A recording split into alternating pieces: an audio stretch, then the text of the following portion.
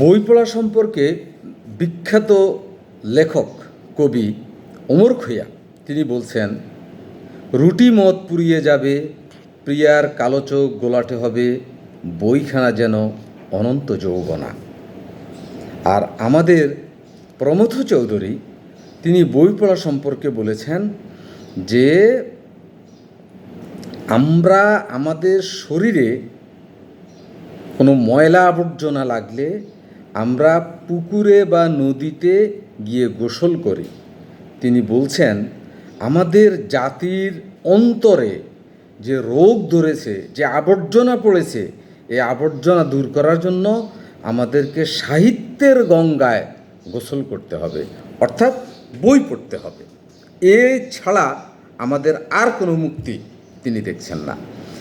একটা উদাহরণ দিই আমি।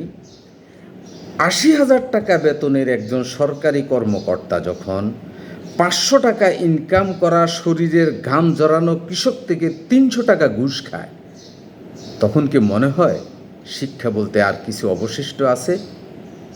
কিংবা একজন শিক্ষক তিনি যখন প্রতিষ্ঠানে যাওয়ার আগে 4টা ক্লাস প্রাইভেটে পড়িয়ে ১ লক্ষ টাকা মাসে ইনকামের ব্যবস্থা করে ৫ম ঘন্টায় গিয়ে স্কুলের ক্লাসটা নেন, তখন কি মনে হয় আমরা শিক্ষকতার জায়গায় আছি?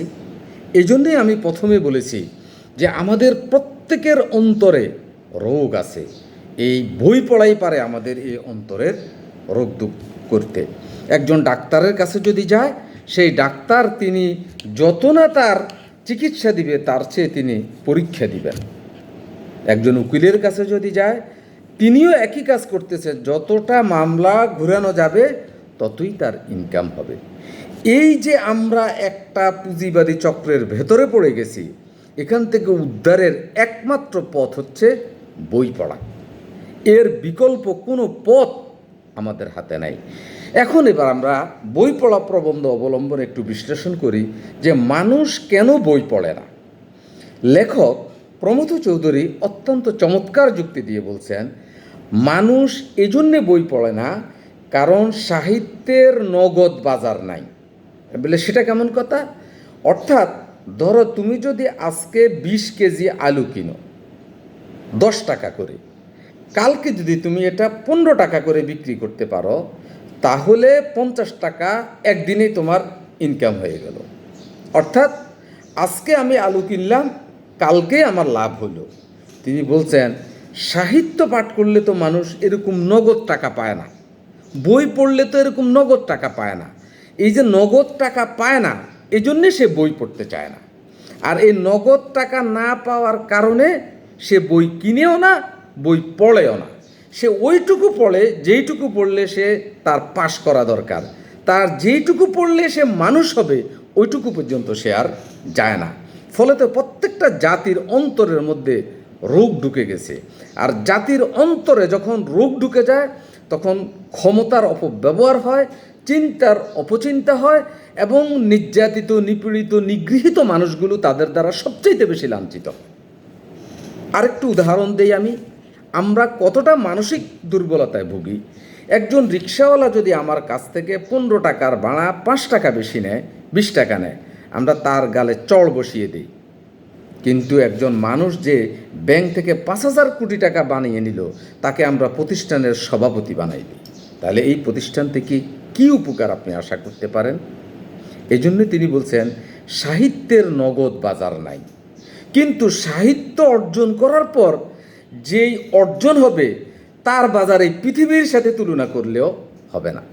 এটা অর্জন করতে পেরেছে বলেই পশ্চিমারা আজকে অনেক দূরে গিয়ে গেছে, আর আমরা শিক্ষা, দীক্ষা, শিল্প, সংস্কৃতি সকল দিক থেকে আমরা পিছিয়ে আছি। লেখক আরেকটা কথা বলছেন। তিনি বলছেন যে আমি কাউকে বই পড়ার জন্য পরামর্শ দেই না। কেন দেই না? কারণ জাতি হিসাবে আমরা শৌখিন নই, আমরা বই পড়তে অভ্যস্ত নই। অথবা আমরা এই কথা বলি, বই যে কিনবো আমার টাকা কোথায়? এই কথাটা কোন জায়গায় বলে? সিনেমা হলের কাছে গিয়া সিনেমা দেখার টাকা আছে কিন্তু বই কেনার টাকা নাই, এই কথা অজুহাতটা দাঁড় করান। লেখক এইভাবে তার যুক্তিটা দিচ্ছেন। আরেকটা যুক্তি তিনি দিচ্ছেন যে ডেমোক্রেসি অত্যন্ত ভালো একটা জিনিস। এখন ডেমোক্রেসি মানে গণতন্ত্র। গণতন্ত্রের আমরা ভালো দিকগুলো আয়ত্ত করতে না পারলেও তিনি বলছেন গণতন্ত্রের খারাপ দিকগুলো আমরা শতভাগ আয়ত্ত করতে সক্ষম হয়েছি। এখন সেটা আবার কীরকম?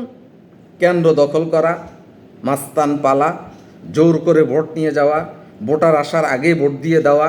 এই জন্য তিনি বলছেন গণতন্ত্র ভালো জিনিস, এই গণতন্ত্র আবার খারাপ জিনিস। আমরা বই না পড়ার কারণে গণতন্ত্রের ভালো জিনিসকে অর্জন না করে তার খারাপ যতগুলো জিনিস আছে তার পুরোটাই অর্জন করতে সক্ষম হয়েছে। তিনি আরও চমৎকার করা বলছেন, জ্ঞানের ভাণ্ডার যে ধনের ভাণ্ডার নয়, এ সত্য যে প্রত্যক্ষ, কিন্তু সমান প্রত্যক্ষ না হলেও সমান সত্য যে এ যুগে যে জাতির জ্ঞানের ভাণ্ডার শূন্য, সে জাতির ধনের ভাঁড়েও ভবানী। কঠিন কথা বলছে যে আজকের বিশ্ব ব্যবস্থা পরিচালনার ক্ষেত্রে যেই জাতির জ্ঞানের ভাণ্ডার শূন্য, তিনি বলছেন তার ধনের ভাঁড়েও ভবানী। অর্থাৎ তার ধন বলতে আসলে কিছুই নেই, বাহ্যিকভাবে তার ধন থাকলেও মনের দিক থেকে সে ফকির, ফকিরের চেয়েও খারাপ। সে ওই রুটিওয়ালার কাছে টাকা চাইবে, সে চা বিক্রেতার কাছে টাকা চাইবে। কারণটা কি? তার জ্ঞানের ভাণ্ডার যে নাই, তার বিবেক তাকে বাধা দিচ্ছে না কোনটা করা উচিত আর কোনটা করা উচিত নয়। আরও চমৎকার করে তিনি বলছেন, যে জাতি মনে বড় নয় সে জাতি জ্ঞানেও বড় নয়।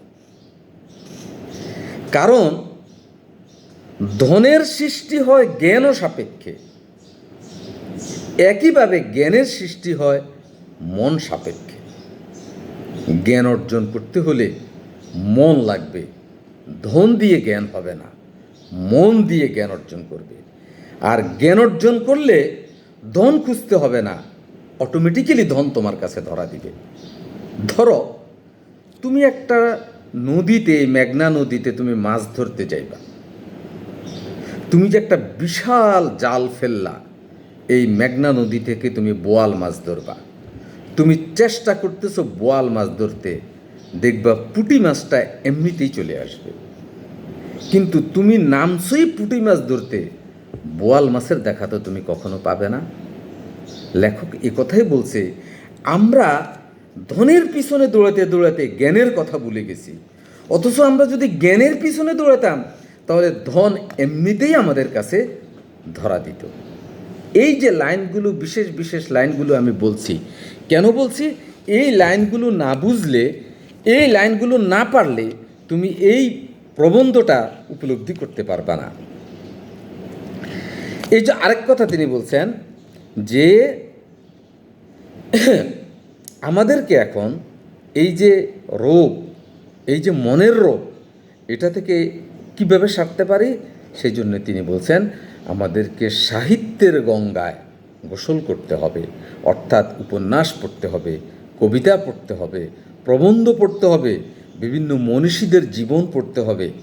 এই জীবন পড়ার মধ্য দিয়েই আমরা আমাদের জাতিকে মানুষ করতে পারবো।